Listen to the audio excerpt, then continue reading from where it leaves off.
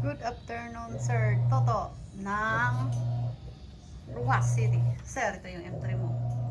May base scope na siya.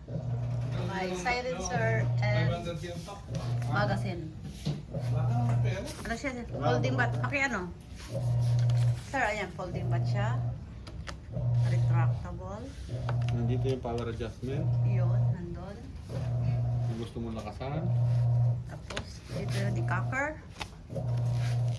Ayun, basta yun. Ay, sir, ito yung magazine niya. Pwede siyang single shots. Kasahan, kargahan. Sir, tingnan natin yung profits niya.